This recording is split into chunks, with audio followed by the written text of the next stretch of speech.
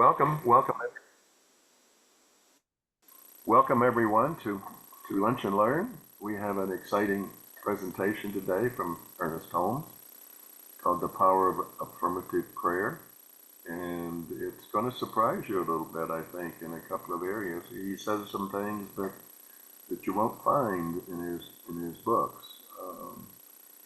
And I think that's absolutely just wonderful. But before we get too far, I would like Reverend Martha, Dr. Reverend Martha, to give us a little invocation. Thank you, Dr. Jim.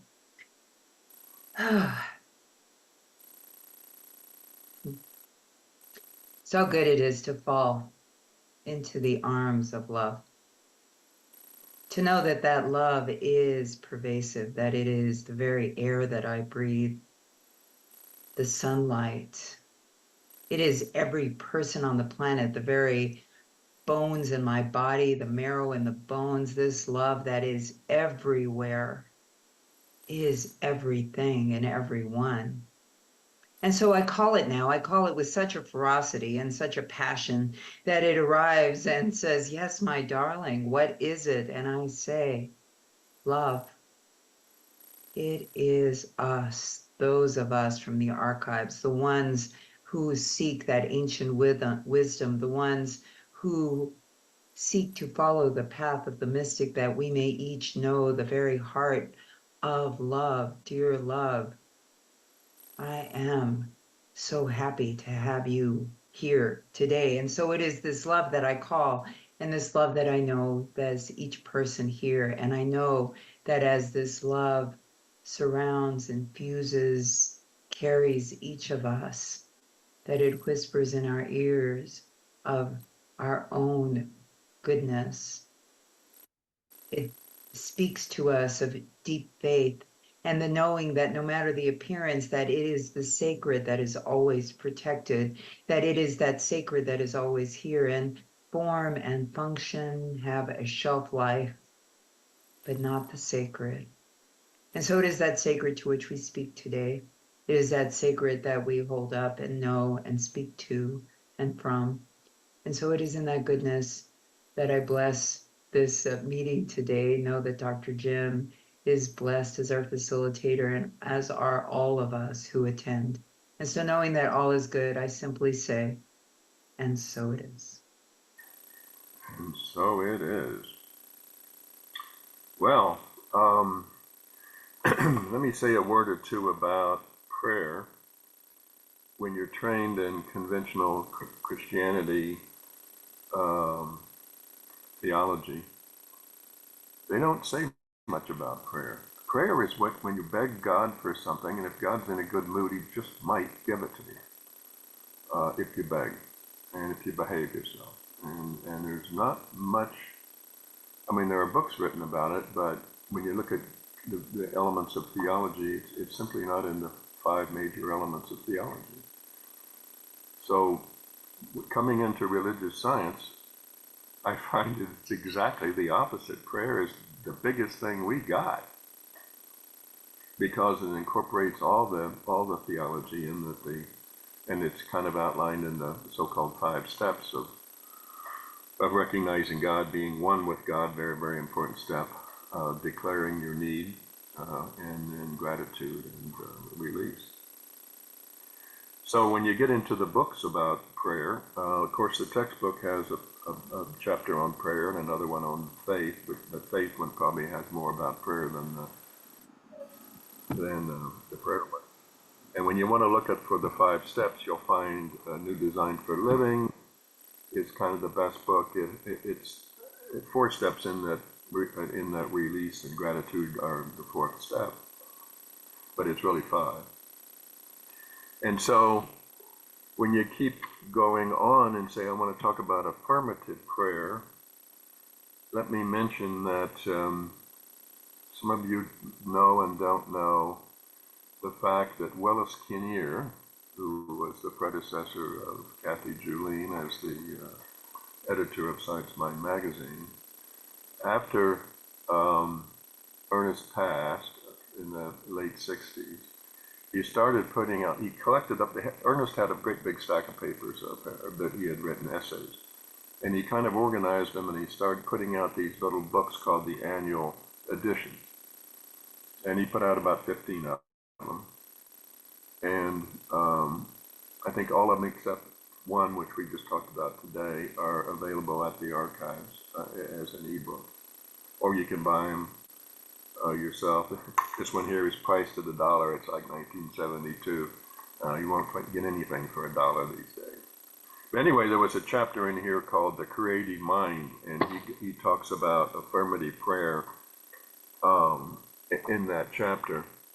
And it's probably, he probably said more about affirmative prayer in that chapter than he did anywhere else. But the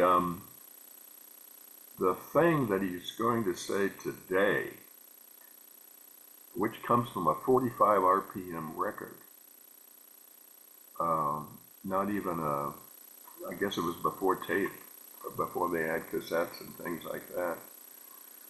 And he's going to say that when you pray, watch out for your subconscious. When you pray something and you consciously ask for something, watch out if your subconscious has its little doubts creeping in. And do be very, very careful about that. And you can train your subconscious to improve, to eliminate those negative thoughts. Affirmative prayer is a lot more than just not being negative. It's a lot more than just positive. It requires a tremendous amount of faith, and part of that faith is, the belief that you are one with God, and you're going to get what you need, and you are going to thank the divine ahead of time. You're going to pay in advance, so to speak. And I think all that is incredible. So we're going to be playing the Ernest tape. I will warn you one thing. This is not a beginner's course in affirmative prayer. You'll be drinking out of a fire hose. He's going to bring it to you fast and deep. So you really have to pay attention to this, because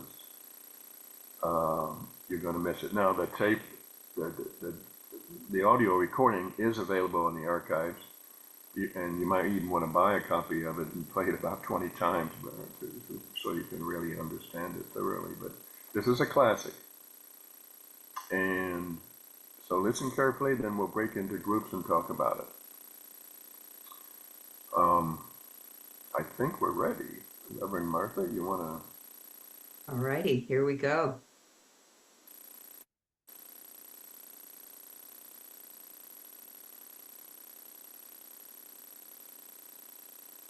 Affirmative Thinking by Ernest Holmes. There is a power for good in the universe greater than you are. We all believe this. The question is, why don't we use this power more effectively? If all things are possible to faith, why is it that we don't have more faith? If affirmative prayers are answered, why don't we always pray affirmatively? Let's try to figure out just how we can better cooperate with the law of mind in action. And first, let us begin with the thought that we are all united with invisible forces which are creative, that already we are one with a universal mind which can do anything. Next, let us consider that we are centers in this mind, and that the sum total of all our thoughts is either silently attracting good to us or repelling it from us. The third is that we can change our thinking, and in so doing, cause the law of good to act affirmatively for us instead of negatively. Well, let's start with the first idea. Number one, we are surrounded by a creative mind which reacts to our thought. This is the basis of all faith and all effective prayer. This is why Jesus told us, that when we pray, we should believe we already have what we desire. When Jesus said that it is done unto us, and done unto us as we believe, he implied that there is a power that can, will, and in fact must react to us. But this power has no choice other than to react to us in the way we think. This power acts as a law operating on our beliefs. This is why he said it is done unto us as we believe. Up until the time of Jesus, it had been believed that God might help us, that there were concessions he would make if we pleased him, or if we performed certain rites or ceremonials. Well, Jesus changed these superstitions into certainties. He said simply and directly that there is a power that operates on your belief in the way that you believe. Therefore, he added, be sure that you believe that you already have what you desire, and then the law of good will bring it about. But even the law of good, which is all-powerful, can bring you only as much good as you take. And this taking is an act of your own mind. It is an act of faith. No one else before the time of Jesus had ever made a claim such as this. And only within the last 100 years or less have people really come to realize what it is that Jesus was talking about, that there actually is a spiritual principle in which we all are rooted, which operates on our faith, our conviction, and our acceptance. It is the very simplicity that causes us to overlook its deep and dynamic meaning.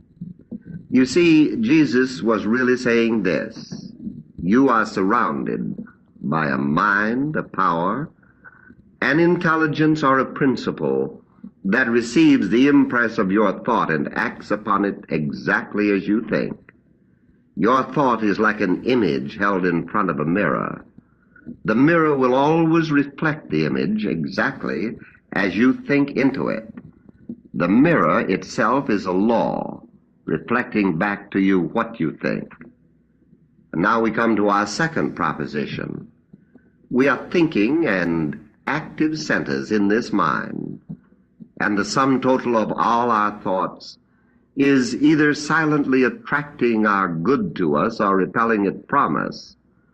This shows the part that we are to play in our use of the power that is greater than we are, because it is the sum total of all our thinking that we must consider. And in doing this, one of the first things we learn is that about 90% of our thinking is unconscious.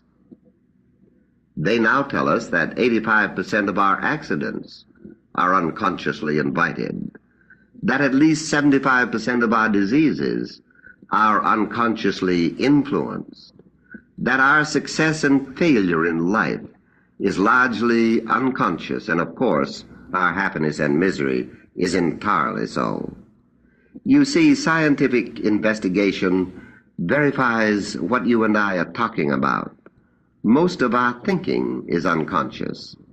Here are where habit patterns of thought are laid down from very infancy, and it should be our purpose to find out what these thought patterns are. When they are unhappy or morbid or filled with fear, we should change them, that the natural, normal flow of the life force itself shall be resumed. Last, we have got the proposition where we can handle it. So we come to our third idea, that we can change our thinking, and in so doing cause the law of mind to act affirmatively for us instead of negatively. It may seem astonishing, but Jesus actually gave us a technique for this, and perhaps the greatest technique that was ever given, undoubtedly the greatest. He told us that when our faith is in the good, it will obliterate evil. That is, good and evil are not equal powers. Good always overcomes evil. The affirmative attitude will always overcome the negative. This is why we are now told to accentuate the positive and forget the negative. Just keep on thinking about peace. Don't let confusion enter. Affirm the good and forget the evil. This is sound teaching. And so Jesus told us that when we pray, we should get quiet. We should enter the closet of the self, close the door of the senses, and make known our requests. But when we do this, we should be certain that we accept the answer, and then we shall receive it. When ye pray, believe that ye receive, and ye shall have. This whole proposition is so simple that it eludes us. We really are surrounded by a creative mind that reacts to our thinking. The sum total of all thinking really does decide what is going to happen to us. And we actually can change our thinking and cause the very law that limited us to bring us freedom. What more could we ask? What more could be given than this? And so let's proceed to the doing. Going back to our first proposition, that we are surrounded by a mind principle that acts creatively on our thinking, let's see if we can't make this the basis of our belief. Whether we call this mind principle or spirit or God or law or the first cause, doesn't make any difference. The only thing that matters is, do we accept that there is a self-operating power, a power which actually can and will do whatever ought to be done for us? If we believe in this and actually accept it, then we are on the right track. Our first proposition, then, is one of faith. We must believe. But since it is natural to believe and to have faith, when we find that we lack these qualities, we now know what to do about it, because belief and faith are mental attitudes. So if we practice affirmative prayer daily by saying, I do have faith, I do have conviction, I do believe, I do understand and know that there is a power greater than I am, and I do believe I can use it. There is nothing in me that can doubt, deny, or limit this power. My whole being accepts it, both consciously and subconsciously. If we do this, we shall be preparing our minds to pray affirmatively, which means that we shall be praying effectively.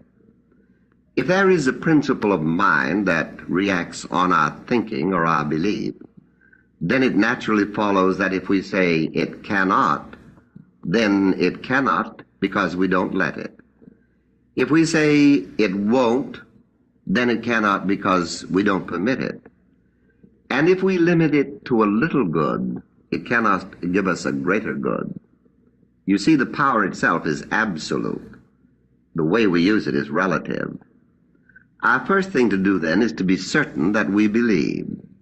And science, revelation, intuition, and experience teach us that we may believe, we ought to. There is no reason why we should not. What we are believing is true. We can practice believing because thoughts are things. And when we say, I do believe and there is no doubt in me, we do two things. We affirm our belief, and by so doing build a positive acceptance in the mind. And at the same time, we reject our doubts by denying them. This is the way that our thought works. Realizing that 90% of our thinking is unconscious, we should daily affirm that there is nothing in us that denies the good we affirm, that every experience we ever have had up until now, which denies the good, is wiped out of our mind and memory as a negative force, that we have forgiven our mistakes and encouraged ourselves to go on and do better. We are now ready to entertain our third concept and see if we cannot actually bring ourselves to believe that we really do possess the good we desire right now. We can say, I do affirm the presence of love and friendship, of happiness and prosperity, of health and peace, whatever the need may be. And there is nothing in me that denies, rejects, or refutes it. I do accept it. You will find after you have done this for a while, there will come a gradual acceptance of your affirmation. And you will learn that as the subjective reaction of your thought builds up an affirmative attitude, things will begin to change in your life. Therefore say, the Father and I are one. This I know to be the truth of my being. I now open my mind and heart to the inflow of the divine Spirit, and know that the presence of God flows through my being with perfect action and in perfect unity with good. Every function, every organ and action and cell of my body responds to the magnetic pull of wholeness and of perfect life. The love of God fills my being, and my life reflects the divine harmony which eternally guides my footsteps aright. Divine intelligence inspires me, instructs me, gives me the right ideas and the motive to right actions. Divine wisdom illumines me, and infinite intelligence activates me. God is where I am. God is what I am. All that God has is mine now. I know that this perfect life is manifesting in my life. I am free, positive, eternally free. The freedom of God is my freedom. The power of God is my power. The presence of God is within me. The mind of God is my mind. The strength of God is my strength. The joy of God is my joy.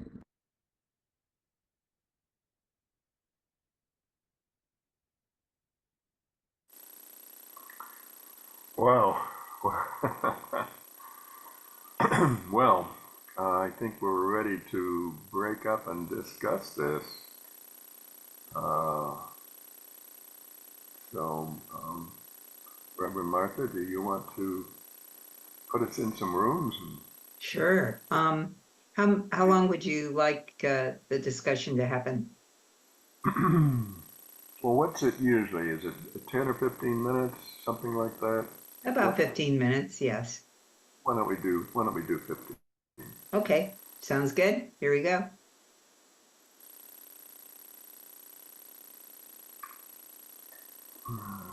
Okay.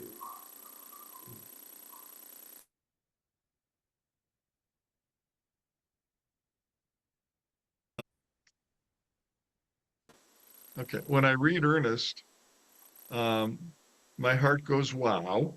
And then because I tend to over-explain, if you ask me to say something, I say that that is irrefutable, or I might say that's indisputable. But hearing him live, I react to the fact that the way he commits his entire soul to the philosophy, the way he draws the ancient wisdom together, and the point that he makes, the way he commits his entire soul to that completely, eternally, like the sledgehammer hitting the spike, bang. It's just complete. The way I'm drawn in and the way the point resonates is on a totally different level. So wow, grateful for our ability to listen together. Wow, thank you. And come on, who else is going to volunteer? Do I have to volunteer you myself? If you would put up your little Zoom hand, which is at the bottom of the page under reactions, that way I'll be able to see you and put you in, and you can ask your question or make a comment. I know that this was thought-provoking, so please. Yeah, Roger, you're on mute, so you need to be unmuted.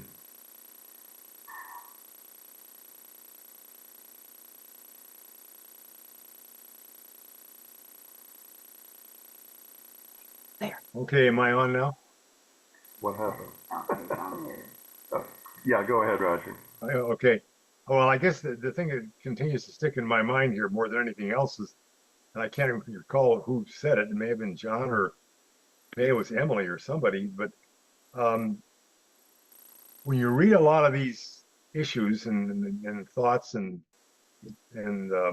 ideas in various books and publications, the content can hit your mind, your brain, so to speak. But what you get from hearing Ernest's voice is something that touches your heart. He comes across so direct and so emphatic and so positive that it just moves you at a heart level to come to a deeper understanding of these ideas and these truths and what he's saying about being a part of this greater thing that wants to express itself through each one of us. So that was I guess one of the main things I got out of the session, and I appreciate somebody using that analogy of heart versus head and emphasizing it for all of us. So thank you. Well, very well said. Well, Annette, did you have your hand up? Oh, you're muted. You're muted. Hi, everyone. I love when Ernest Holmes said about how it used to be that you had to beg and plead and worship and, promise not to sin and behave yourself and or do a certain ritual, in order to get your desire, But that the truth is, we don't need to do anything. We don't need to do anything. We can just sit here, and we're spiritual beings in everything that we do. Everything is spiritual, and we just need to think positively. It's just our thinking. It's affirmative thinking. And a friend of mine who's not in CSL, a couple of weeks ago, she said to me, I love your positive attitude. And I told her, oh, I've been a part of this Science of Mind teachings for 30 years now, that it has become a part of me. It's just become a part of me. So it's just now my natural inclination to think in a positive way. And I'm grateful. So grateful. Well, thank you, Annette. That was beautiful. That was very well put. And that's true of all of us, I think. That's what we have to learn, is to think positive at all times.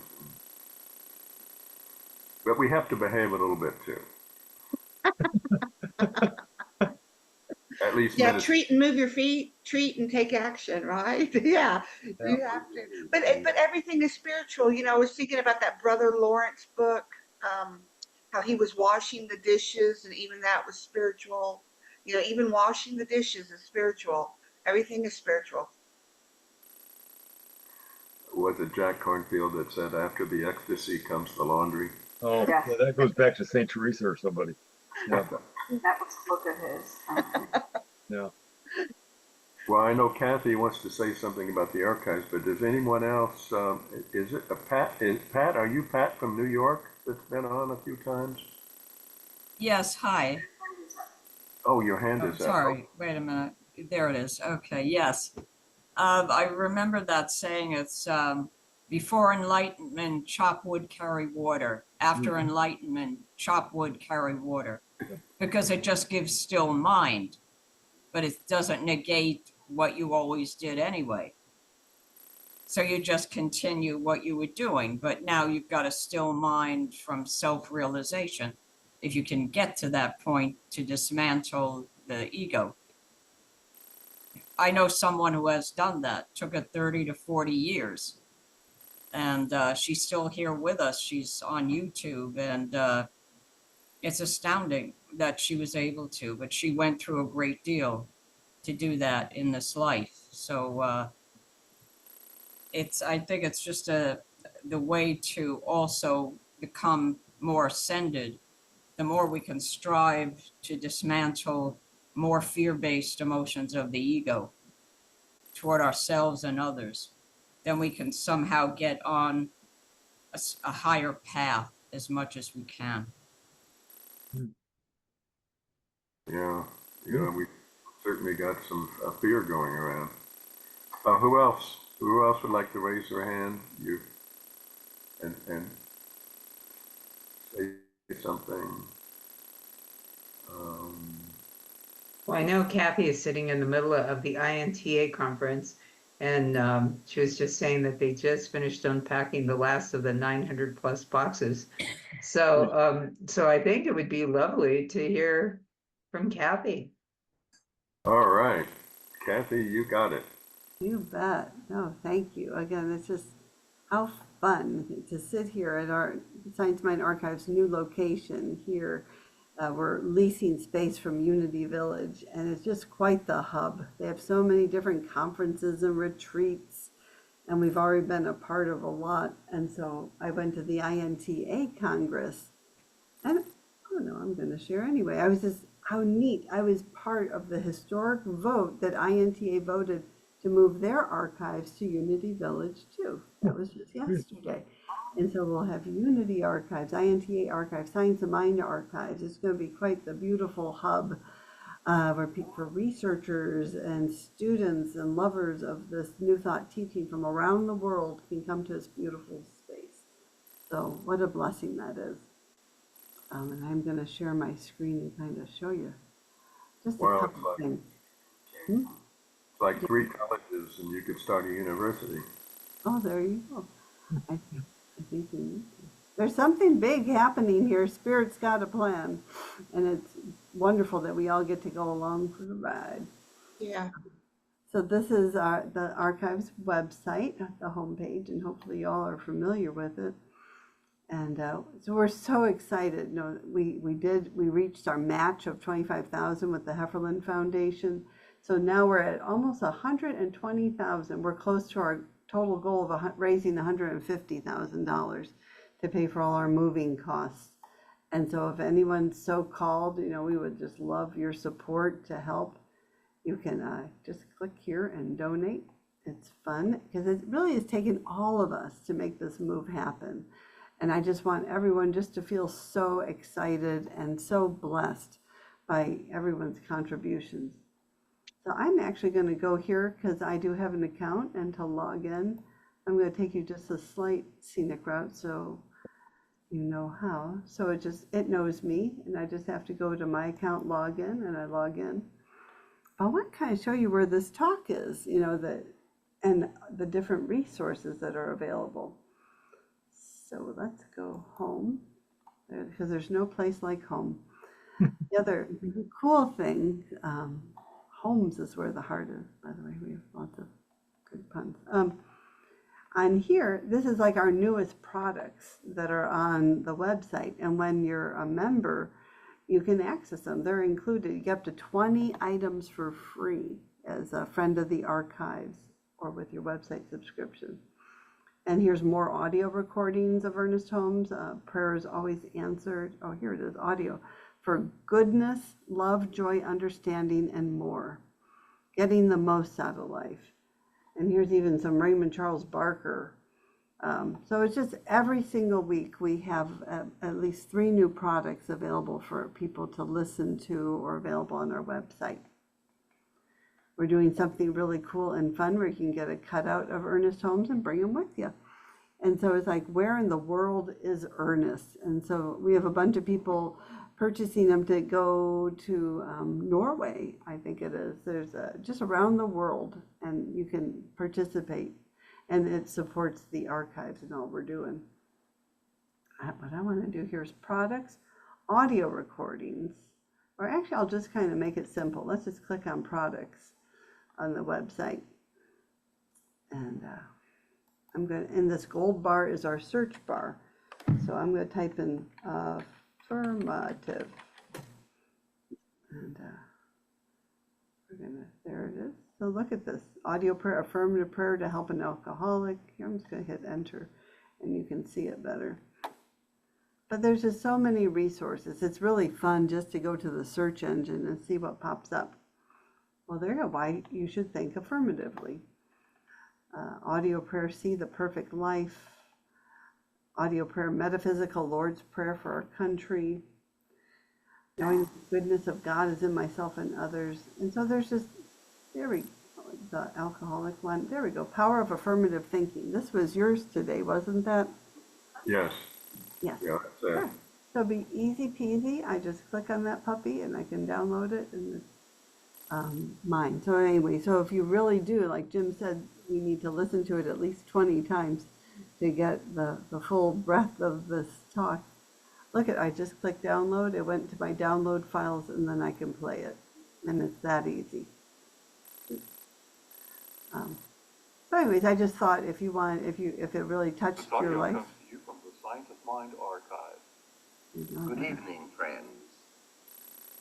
Alrighty. And then the other thing I thought, again, we were talking about the move. If you go to the Science Mind Archives Facebook page, I just encourage you to check it out, become a friend, subscribe, because I do post pictures at least every week about our move. And here's the most recent ones. The International New Thought Alliance Congress is here right now, so we're welcoming them. They're going to be coming here for a tour, actually, within the next half hour. We have coupons. Yeah, INTA. Then we just are setting up. We've unpacked our boxes. JT Thurman is my fiance, and he's been unpacking things for 6 weeks.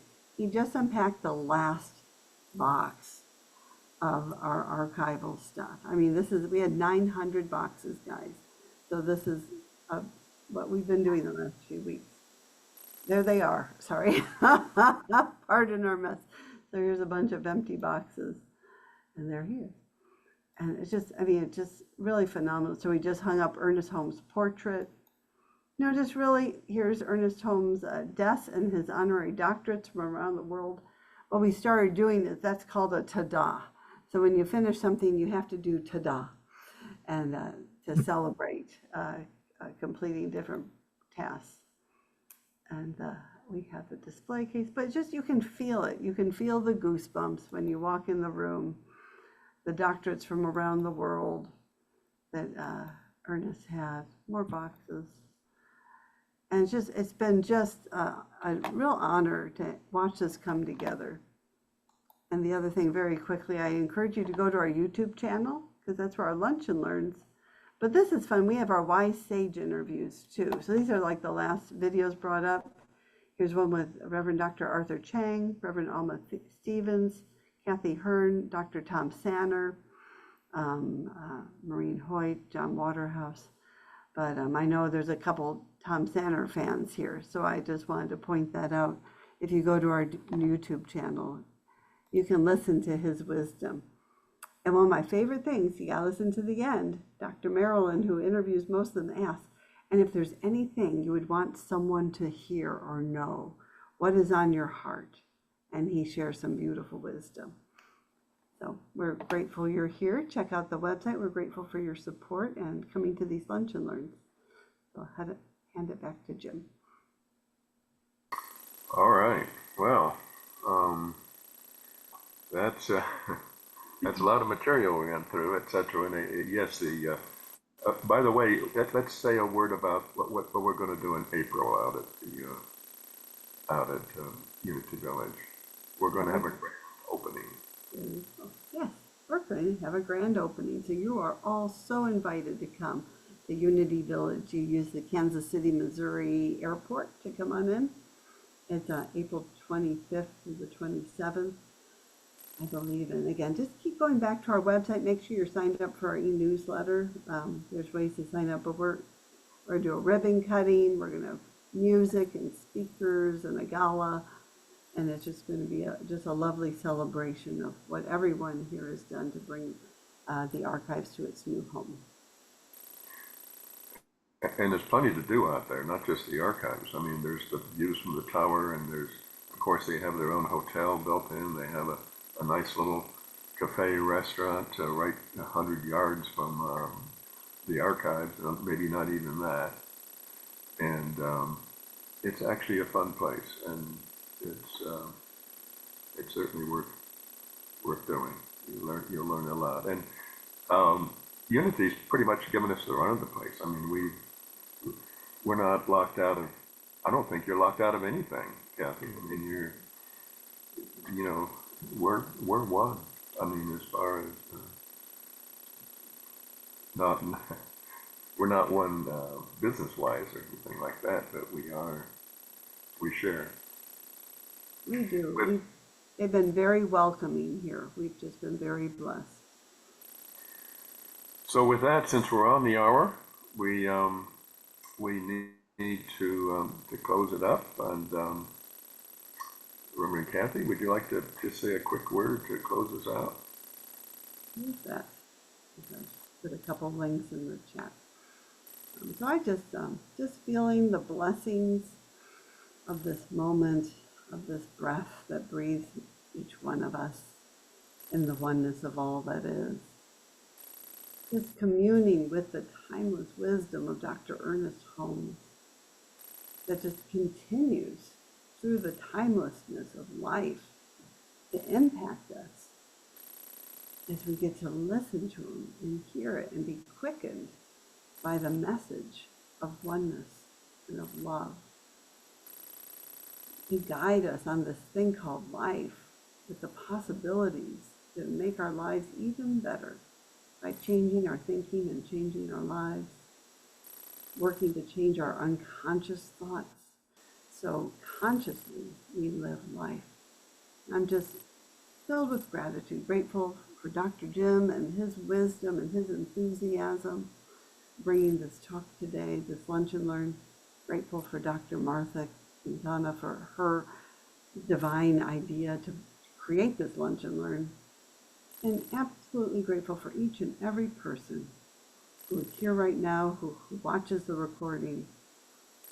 Just knowing each person is touched and transformed and uplifted in life, carrying forth this wisdom of science and mind into the world, truly revealing a world that works for everyone and peace on earth right now. And so it is. So it is. So it is. Thank you.